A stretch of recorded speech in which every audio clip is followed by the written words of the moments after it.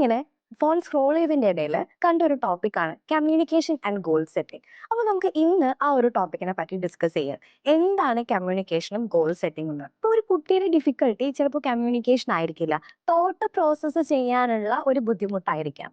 അത് തന്നെ ഒരു ക്ലാരിറ്റി ഉണ്ടാവില്ല. ഇപ്പോൾ ഇമോഷണൽ ക്ലാരിറ്റി ഇല്ലാതെ വരുമ്പോഴും കുട്ടി കമ്മ്യൂണിക്കേറ്റ് ചെയ്യാനായിട്ട് ഒരുപാട് ബുദ്ധിമുട്ടും. ശരിയായ കമ്മ്യൂണിക്കേഷൻ ഇല്ലാതെ വരുമ്പോൾ തന്നെ നമ്മൾ സംസാരിക്കുന്നതിൽ ഒരു മിസ്അണ്ടർസ്റ്റാൻഡിങ് ഒക്കെ ഉണ്ടാവാൻ ഒരുപാട് ചാൻസസ് ആണ്.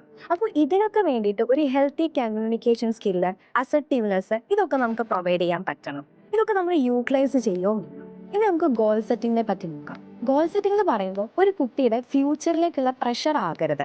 പകരം അവന് എന്താണ് വേണ്ടത്, എന്താണ് അവോയ്ഡ് ചെയ്യേണ്ടത് എന്ന് മനസ്സിലാക്കാനുള്ള എക്സാക്ട്ലി ഒരു സെൽഫ് അവയർനെസ് ട്രെയിനിങ് സിസ്റ്റം ആയിരിക്കണം നമ്മൾ ഈ ഗോൾ സെറ്റിങ്ങിലൂടെ ഒരു കുട്ടിക്ക് കൊടുക്കേണ്ടത്. ഒരു കുട്ടി ഗോൾ ഡിസൈഡ് ചെയ്യുമ്പോൾ അവൻ്റെ പ്രയോറിറ്റി എന്താണെന്ന് അവൻ മനസ്സിലാക്കാൻ പഠിക്കണം. അപ്പോൾ ഫ്യൂച്ചർ ഡയറക്ഷൻ എന്നുള്ള രീതിയിലേക്കല്ല നമ്മളൊരു ഗോൾ സെറ്റിംഗ് കൊടുക്കേണ്ടത്, മറിച്ച് ഒരു ലൈഫ് ഡയറക്ഷൻ എന്നുള്ള ഒരു രീതിയിൽ വേണം നമ്മളത് കൊടുക്കാൻ. എന്നാൽ മാത്രമാണ് നമുക്ക് ലോങ് ടേം റിസൾട്ട് കിട്ടുള്ളൂ.